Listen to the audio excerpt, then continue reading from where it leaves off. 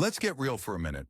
Welcome to Real Talk Editions, where we drop quick gems, real stories, and straight truth between the main episodes. No scripts, no filters, just raw inspiration to keep you moving in purpose and power.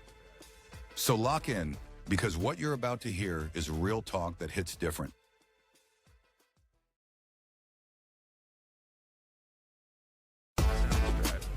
Welcome to the Purpose Powered Podcast, where purpose meets real life.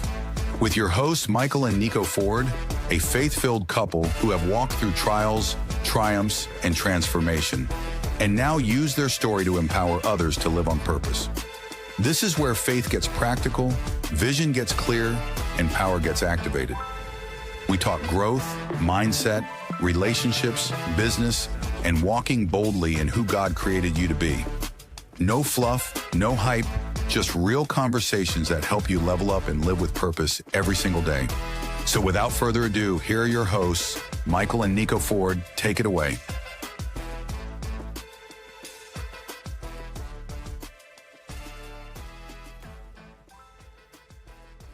Welcome to the Purpose Podcast. This is the Real Talk Edition, Volume 2. In the first volume, we talked about emotions, logic over emotions. And this Real Talk series, we go off the script a little bit and we just talk about, real talk and stuff that is real that we deal with every single day. So this is just more like a freestyle talking session about stuff that's real. Basically, no script. Yeah, this is no script. This is just unfiltered, no script at all.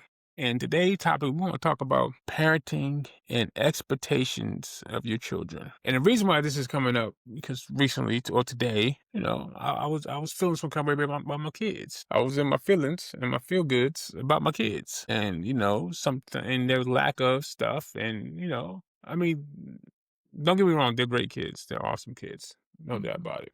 I mean, we are blessed to have them. Yeah. Very much so. But sometimes our expectations and, I would say expectations versus what they're doing sometimes as a parent, can make you frustrated. make you very frustrated. Can make a lot of different emotions come to it. And I think with having the best of both worlds, a boy and a girl, I always tell people that. You get different spectrums of how the opposite sex act in certain ways. The way I parent my boy is different than the way I parent my girl. Yeah.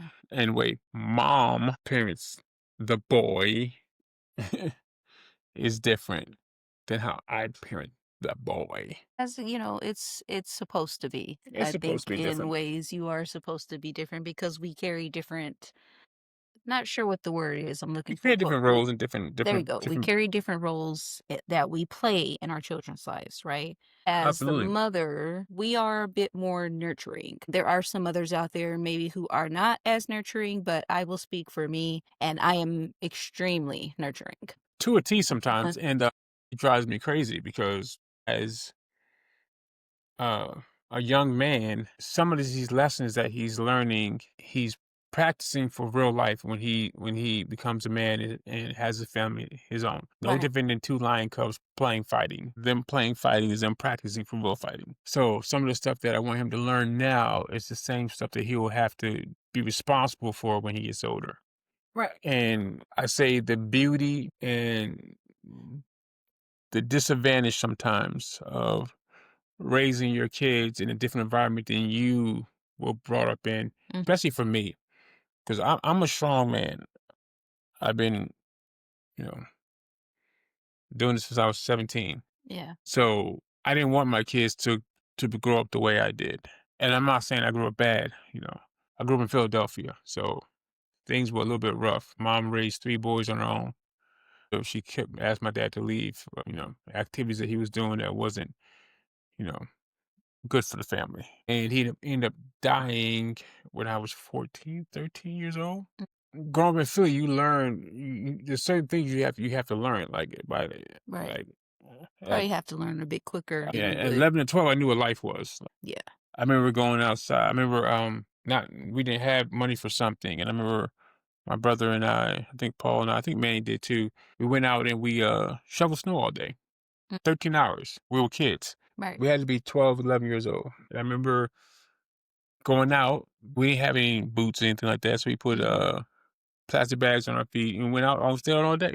and we may like tune it out. Right. And that changed everything. And then we hustled again the next snowstorm. We end up, we buy rock salt. We can make more money in doing it. Right. And, but growing up in Philly, it was rough. Things were tough. And I never want my kids to grow up in that environment. So they're suburban kids. But what comes that is I know the other aspects of life. So I'm trying to teach them that in a way that still remains they're innocent, but yet still let them know that life is real. And sometimes it's frustrating because sometimes I do put expectations on them as if it was me. I was going to say, yeah, the same expectations that you had on yourself at that time, you put on them and have put on them. And I think a lot of times you've had to relearn. I think as parents, you are constantly going to have to relearn certain things or learn things because we as parents always have certain expectations of our children. We have an expectation of things that we want them to be, like how we kind of, may have this idea in our head of what we want them to be versus what they actually are. Yeah. And then sometimes you have to, even though this podcast obviously is a lot different than our other podcasts because it's real talk, it's still going to be centered around God because we're both believers. Oh, no. This is real talk. Yeah. Today we're still God-fearing. But we are still God-fearing and trusting God in everything. But that doesn't mean that we don't have real life situations that happen that sometimes throw you a curveball. Just because we're Christian doesn't mean we have all the answers because we don't. No, because every situation is not in the Bible to help you. Exactly. And that also doesn't mean that initially we're going to respond God's way. As believers, should we? No. Yeah, yes. Should we? Yes. But do we always? Do we always? No. And don't. So I think what Michael is really alluding to is that, you've had moments where as a parent, you can lose it sometimes. Let's be real. Oh, I lost my temper a lot of times. You can lose it. And especially when you see your kid doing something that you're just like, come on, like you're how old, The boy, we'll call him the boy. The boy grades they're so interesting. They go up and down. He's like that football team that can't come back. Like if they get behind, he's not a fourth quarter. I would say he's no Tom Brady. No, okay? He's no Tom Brady. So he doesn't have the ability to come back from a fourth quarter deficit, or it's not like that Falcon. I'm sorry, Falcon fans, but let's be real. That game where you guys should have won the Super Bowl and Tom Brady just totally came back and ruined it for you. That is how his grades are. And this is he knows this. So this is stuff that we talk to him about all the time. So when we're on here talking, it's nothing that we haven't talked to our son about. So, but we're just being real. We're laying everything out.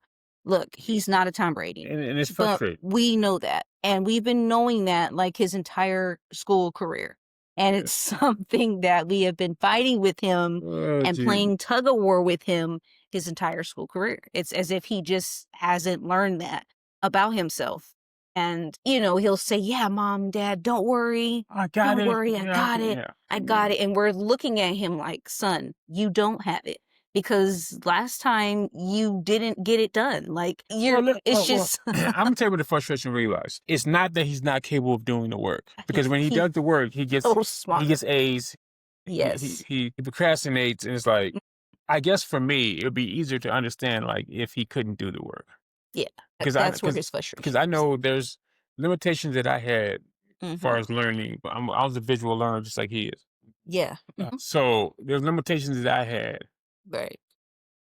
There wasn't tools to help like there was now. Right. Like now, there's no reason why you shouldn't be, like you have Google, you have ChatGPT, you have YouTube. Like you have all these plethora of resources that like we didn't have at his age. Possibly get an F. And then the school he goes to, they let you retake tests. They let you retake. They also have what they call time. So they have so many different resources to help the kids. And it's like, wow. It's crazy to think that, man. But those are resources that he won't choose to use. And it's frustrating. So as a parent, it is frustrating because you're like, dude, there's resources. Use the resources. So what do you do when your kid doesn't use the resources? You pray, you give to God. Yeah, but it's still frustrating. And I'm not gonna sit here and lie. I lost my temper many a times to the point where I was cussing at him. And I was like, look, I don't Because in my personal life, I don't know any sorry men. Like, I don't know men that are lazy or I don't know any like that are in my circle. They might be weird in other cases. They might be interesting characters, but they're not lazy. Yeah. And to me, it's a form of laziness when you can do it and you don't do it. Like the two things I hate, I tell my kids I hate is laziness and lying. Yeah, those are the two things he Like dislikes the most. look, And they really sent him over the edge. if you talk to And me real, I can understand it. If you yeah, say, you know what, I didn't want to do it, I just didn't want to do it. I can be like, okay, I don't like what I'm hearing, but I can respect it that you're telling the truth, you know? yeah, And as a man, I believe that you should always speak your truth. There's no reason why to lie. And that drives me nuts. Now, on the other hand, because we're going to get into some more things too. On the other hand, the girl, she's on it. yeah. Our daughter is very studious, has been that way since she was younger. So those are things, and for us, what we don't want to do with our kids, or at least I will say what we have never done with our kids, is we don't compare them. Because No. we've recognized in the very beginning that they're two different individuals. And if I'm being honest with you, I think your mom really helped with that when they were younger, and her just kind of, because she is an educator, Just but helping then them. also I believe, she has been very grounded in her faith, knew from the start what the both of them would be good at and what they would I struggle can say with. she can help And us a lot. she did help with that a lot. She would say all the time to us both, she would say, hey, he's going to be really good at math. He's going to like order. He's going to like things like this. And it's the way he would stack his shoes, I think it was. And I didn't know the correlation with that, but she explained it. And I was like, okay. So I took the information she gave and she wasn't wrong. I noticed what she said was 100% true. And then on the other hand, she said, hey, she's going to be really good at in ELA, or like at the time it wasn't ELA, but it was English. She said she's going to be really good at that. Math, she's going to struggle, but she's going to do incredibly well with this. And she wasn't wrong. No, she wasn't wrong at all. Is extremely great at math. He's able to capture it really well. And ELA, English language arts, he had a little bit of a struggle. I would say now he's getting to that point where, and which is so weird because he has really done a great job in that area, like much better than I thought. But the pros and cons with that, I think, but there's certain things that is not prone to. It's not influenced. yeah, no, he's not easily influenced at all. So She has been. struggles with that. Does not. No. Isaac will come home and be like, "That's stupid," and so those characteristics I'm really proud of him about. I can say that he stands up for himself. He stands on his own. So for that, I'm really proud of him. And as parents and as a man, sometimes mothers, We can over mother our sons. You ready to this? Sometimes mothers can raise a child that they would never date in the real world. Raise a man. Yes. Raise a man that they would never date. Never. And I'm thinking like, you like the qualities that I have and then what I bring to the table. So why don't you hold him to the same standard that I hold myself to? Well, I would say that it's not that I don't hold him to the same standard, because I do. And I do believe that sometimes situations that happen can cause you to maybe over mother, maybe over parent. I can honestly say, yes, I've been guilty of over nurturing him at times. I can say that I've been guilty of that. And specifically, not at all to, make this as an excuse, but specifically when I was diagnosed with cancer. When things in the household became unsteady, then I think it was easier sometimes to kind of just give in to some things and not really check them, if I'm being totally transparent. And I have no problem being transparent about that. I'm not at all saying that it was okay, but I am saying that sometimes that happens. And then with you being on the road, you not being, 100% present in the house all the time, where the kids can, whereas when they were younger, he was in the house a lot more, once we decided to be entrepreneurs and you no longer have a 9 to 5, you were in the house a lot more. So you were home a lot more where things could be in order and stay within order. But when you're gone from the everyday household things and there's no one really there to keep people, or I would say to keep the kids accountable, sometimes that can happen. And I'm not at all making an excuse when I say that. But I guess if you're looking for an answer, I guess that's my answer. So relearning, I would say relearning how to, fix your mistakes that you've made. If you've made some mistakes in parenting, with me, I've made a lot of mistakes that And I think we all make mistakes. yeah, I guess when we talk about the cancer thing, I guess and what I was looking for them, I was looking for the kids to step up more, yeah. And and we've talked about and that that didn't happen. I mean, so that made me angry. In fact, especially with my with the boy, with our son. him being close to that age, like, look, Mhm. you're old enough to step up. Yeah. And then, a lot of that comes from your childhood too, because I remember stories that you would tell me about Bear. We call his mother Bear. He doesn't call her mom, he calls her Bear. Yeah. So I remember a lot of times you would tell me that, Bear, when she had to do a lot for them, step up in ways that she probably would not have had to step up had your dad still been around. Yeah. And you guys saw her work so hard that you guys rallied around to say, hey, mom's working really hard. I think sometimes that might be the difference with kids nowadays, or maybe kids that are raised in the suburbs. I don't know. You guys tell us out there. I don't know if it's a difference or not. I Because think I I think can, I think urban when you raise in an urban environment in the hood, let's be yeah, real, or in the hood, I think you have a natural instinct to take care of your mom. or your parents. Because I mean, well, I guess Well, what you said, the mom, let's be real, because yeah. a lot of there's single family homes, Yeah, I guess, yeah. and that you knew that most people they took care of their mom no matter what. Yeah, no, that's true. Like even That's true. like you don't talk about somebody's mama, you don't do certain Yeah, things there's certain things you like I'm gonna don't take do care of my because mom, you're right. You're right. I Because I guess. mean, I can remember even my mom when my parents split up and we had to move in with my grandma. And my mom worked tirelessly. And we see her come home and we would, make sure she was okay when she came home. I don't remember us really, maybe doing some of the things that you guys had to do because you Well, guys no, were well, men, it's different than were boys. It's boys. different. I'm It's sorry, different. boys. It's different. But it was myself, my younger sister, and my brother. And my brother was younger during that time. We were older than him. But we all did have a sense of wanting to take care of her too, even though it was just the three of us. But, I can agree that I think sometimes the way you're raised, and especially with our generation, it was just known, like you said, if you got a single mom in the home, you're rallying around your mom to take care of your mom. So our kids had it a bit different because let's be real about it. They've had both parents in the household. Even when you've been away from the household, you're still in the household. So Well, I'm never. Even when I'm on the road, if I have yeah. to come home, I come home. Well, that's what I'm saying. I It's mean, different. it is different, Yeah. and that's the catch The 22 catch that we 22. don't talk about the other Yeah. side of success in raising kids, especially when you know both Both worlds, sides. and And you've gotten to experience both yeah, you got to sides. experience both sides. Yeah. Understanding that sometimes you put that expectation on your kids. I had to realize that they're not me. Yeah. Their experiences are not. Not going to be They're yours. not gonna be mine. They're Right. not the same. Exactly. So some of the expectations I had to let go Right.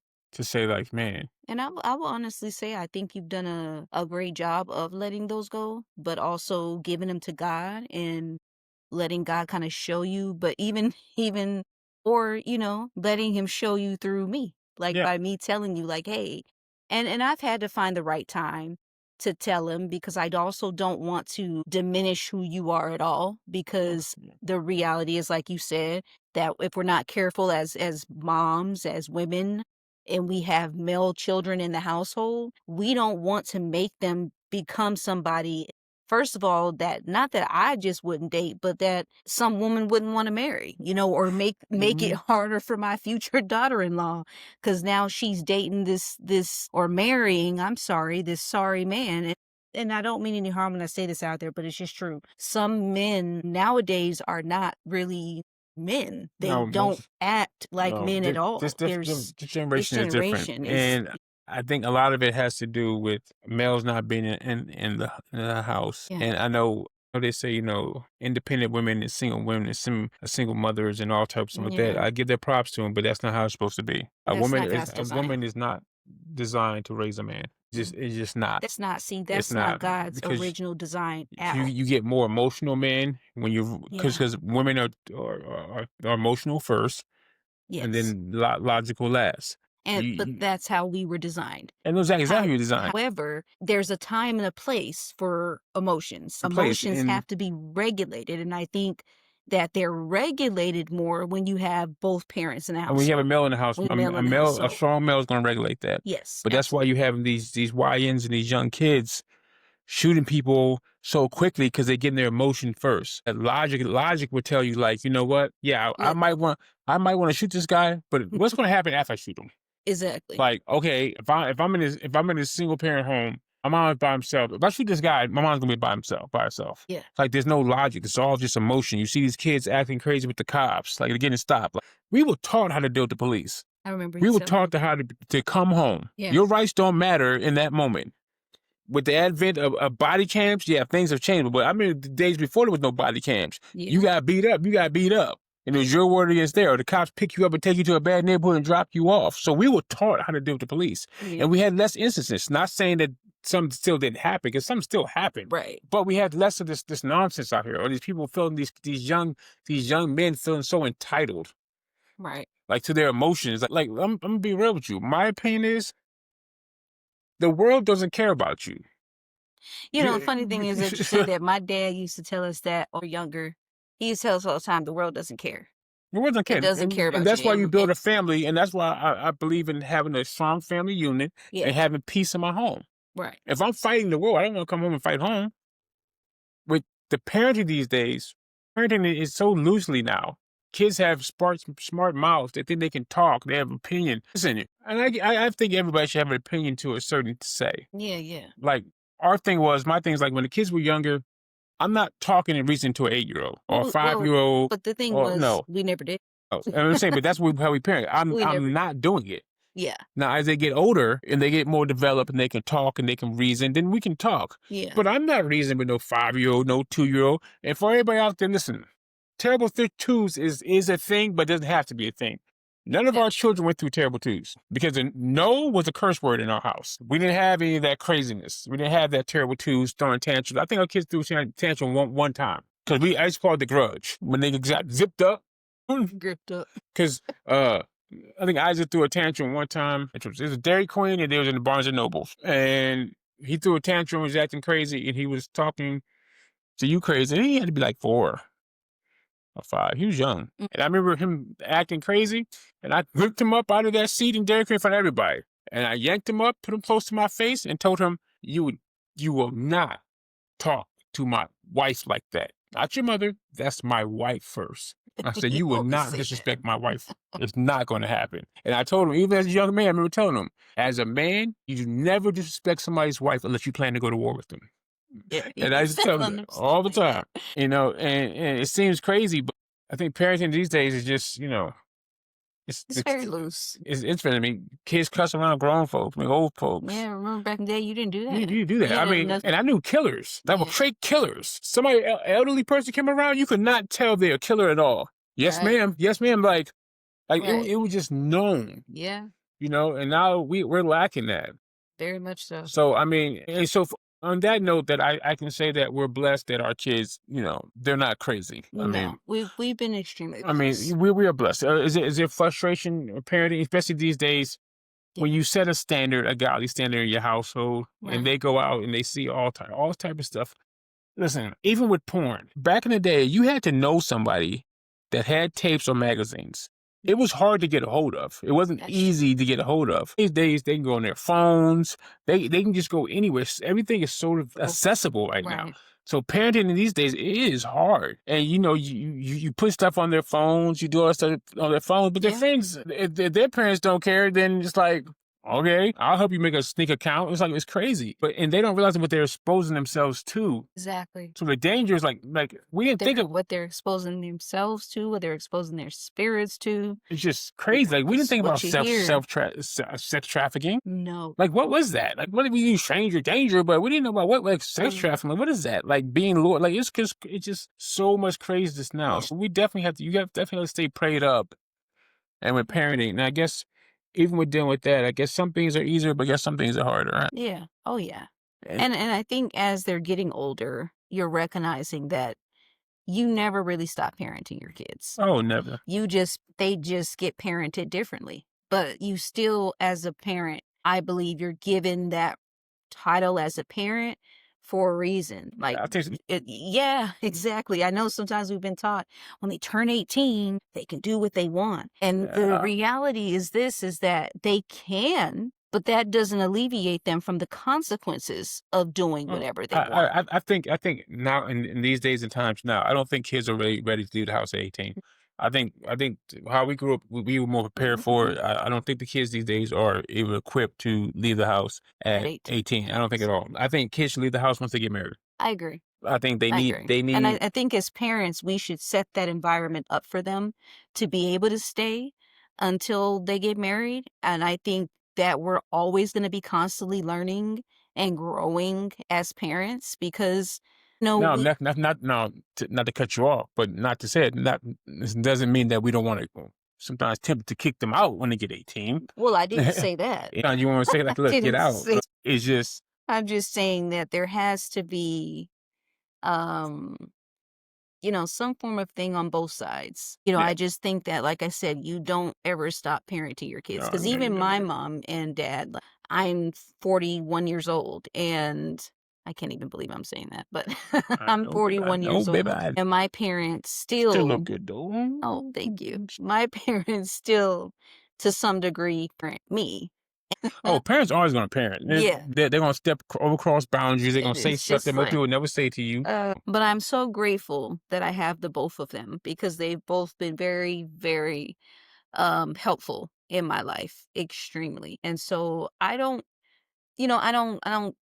dislike still being parented at 41 years old. I don't. Oh, you don't like this being I don't dislike. being parented? Yeah, Oh, like my okay, parents still okay, parenting me in some okay. ways. All I, right. I don't. And initially I thought when I was younger that like, "Ah, I don't need my parents. I can't wait to get older. I can't wait to be an adult." Why did I say that? But I mean, even when you think about the Bible and you think about God parents us, like we're God's children. We're still his kids. And if you think about it, God never really mentions, he always puts us in the form of being still children. Well, no, I think there's no other pride that you can take in your kids when they can make the right decisions on their own. Yeah, I think that's what yeah. God does to us too. No, like I think He's Mm-hmm. proud when He can trust our decision making, and same thing. Yes. Proud that we can trust our children's decision making, and they do the Yes. right thing to make us Mm-hmm. proud. I mean, I guess it's a catch-22 because we get so much compliments of how good kids they are, Yeah, and it's all the like time. they're just so wonderful because I mean they all say yes sir, yes ma'am. Mm. You're Sometimes I venerable, feel really pretty good hypocritical. Like, kids. man, I was bad at this age. Like, Well, I remember you said I was that. You like, said man, I you were feel pretty bad. And I know I was man, bad. school. I I was horrible in school. I mean, so it is a blessing, but it's a catch-22 though because you still have expectations of them mm-hmm. living up to the stuff that you did. And not say that's unfair, but it's not unfair because that's all I know. So I have to learn as well. We're always learning Yeah. and saying, Well, it's I think I was saying in one of our past podcasts is that you always are continuously growing. As long as you are here on this earth, there is always room for growth. I Even when totally, you think you've reached the pinnacle, like even in our relationship, in our marriage, there was times where I felt like we're it and we're doing so great. So if anything was ever brought up where you had to, hey, I just want to talk to you about this situation, that I would think like something's wrong with everything. Like that means you don't want to be with me at all. And it's like, no, but if you can get better and you have the capability to get better, and we all do, then why not get no. better? Just because you've been doing it a certain way doesn't mean that it was right, or doesn't mean that you can't grow from, it being better. You know what I mean? Well, you tell me that all the time. Yeah. I just get so mad. Yeah, you do. I just get so mad. I just get so mad. I just get so mad. Very mad. I just like, you know what? Like Like, how you look, talked about earlier, he used to be getting totally out of pocket. yeah, and then I'm like, that really? was out of character for me too, and I had to realize I'm out of character, and I had to realize like why am I so angry? What's making me so angry? Yeah. Like, cause I was You for gotta kind of slow down. like for a while I was a tyrant, especially during your cancer stage. I was a tyrant, and because I just felt like the kids weren't doing what they're supposed to be doing, and I thought I mean, honestly, they were taking probably advantage of weren't, you, and I was and they like, probably did. hey, they did, but you can't hold it against your kids because they listen, they're gonna do what kids do. You know what I mean? And this, you have to understand that But they're not, they have to learn too. and kids take you for granted. Yeah, I mean, that's everyone just has. natural, Yeah, it's a until they, natural human thing. you see sinful natures in kids from the moment they're first born. Yeah. And, it's just one of those things you have to navigate through. But the same way you give each other grace, and even in our marriage, we've had to give Hmm. each other grace. Yeah, no, We've had to give each other forgiveness. We've had to give each other, just, hey, a lot goes into it. You have to do the same thing with your kids I because your absolutely agree. kids are going to disappoint you. They're going to. And it's not always going to say that you're going to be extremely happy about the disappointment because you're going to, No, feel some type of way about it. And I think the problem is sometimes in Christian homes, I'll say Christian homes, is a lot of times we don't talk about some of those feelings that we have. We just make it seem like, oh, just put faith on everything. and Just put faith on it everything. just And goes it's like, away. well, in that moment, I didn't have faith. In that moment, I was angry. And in Hmm. that moment, I acted out of character. I came out of character, Oh yeah, I but became the boogeyman. but the beauty of it is okay being able to recognize, hey, I came out of character.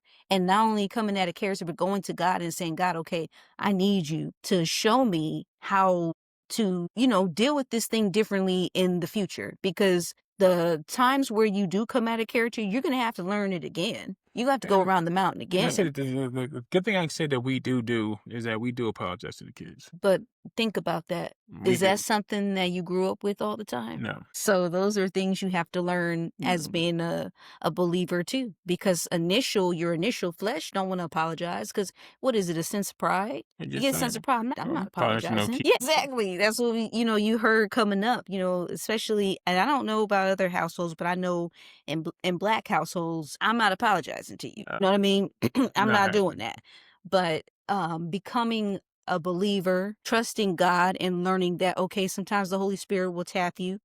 Hey, you need to go back and apologize to your child. And then you be thinking to yourself, like, apologize for what? Like, they were wrong. They did X, Y, and Z. And Lord will be telling you, like, what did I say? Well, I'll be transparent. Before we start this podcast, I had to stop getting the prayer, and Nico helped me because the Mhm. girl was looking for her headphones, Yeah.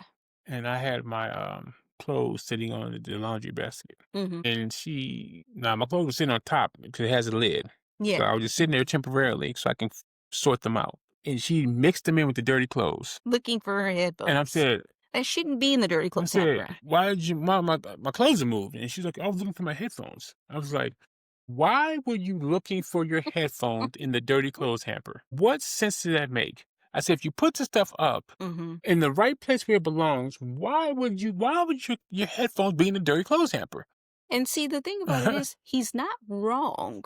Like, what It in the was world? just how he responded because he Oh, I got snapped. unbuttoned. Oh, yeah, he snapped big time. I snapped. But in that moment, I allowed him to have his snapping moment. And then I said, hey, you need to come down.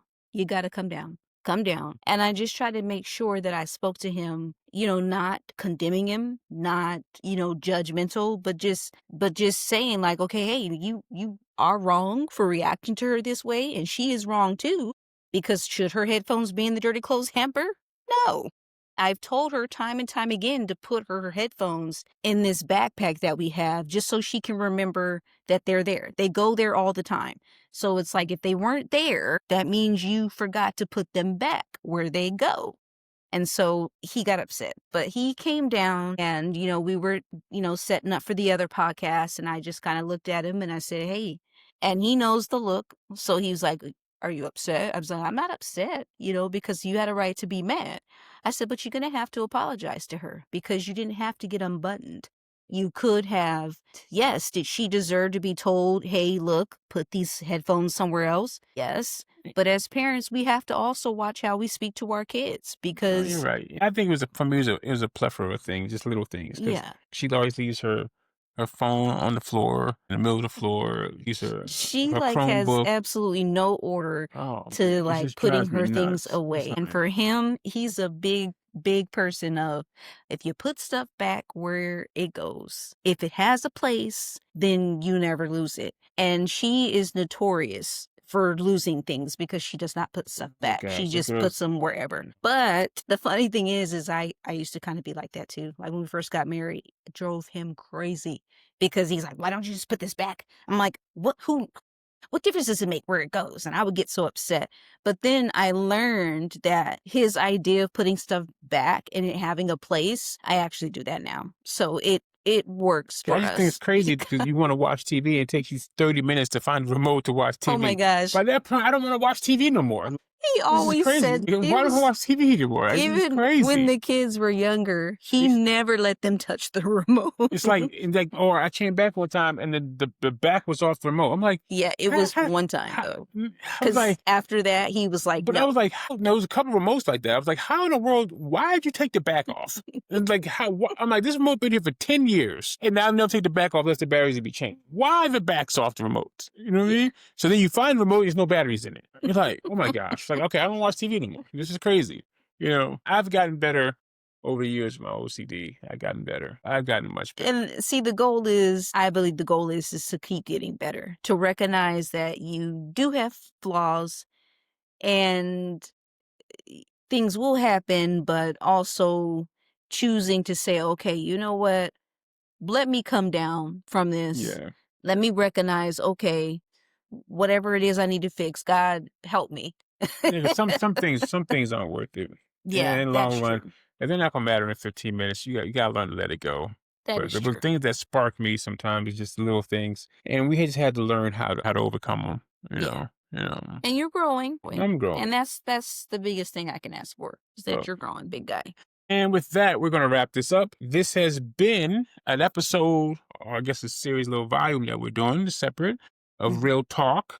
This is volume 2, and we're talking about parenting and expectations and disappointments of kids. I hope you guys gained something from this I hope you conversation. guys enjoyed it. Because this is and not pre-order. We just really have this conversation. Yeah, there's nothing scripted here. This is just totally off the Richter. You know, if you guys listening to this, want to share this with anyone, encourage anyone out there, or if you have some things you might want to talk to us about or whatever. Leave some comments. Leave some comments. Leave some comments.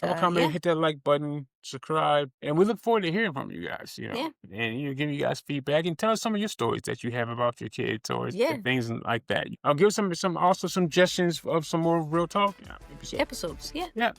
So all right, y'all. Until next time, you guys stay blessed. Yep. And holla at your boy. You've been listening to the Purpose Power Podcast with your hosts, Michael and Niko Ford. We hope you're leaving inspired, recharged, and ready to walk in your purpose. Don't forget to share this episode, follow the show, and keep the conversation going. Until next time, stay purpose-powered.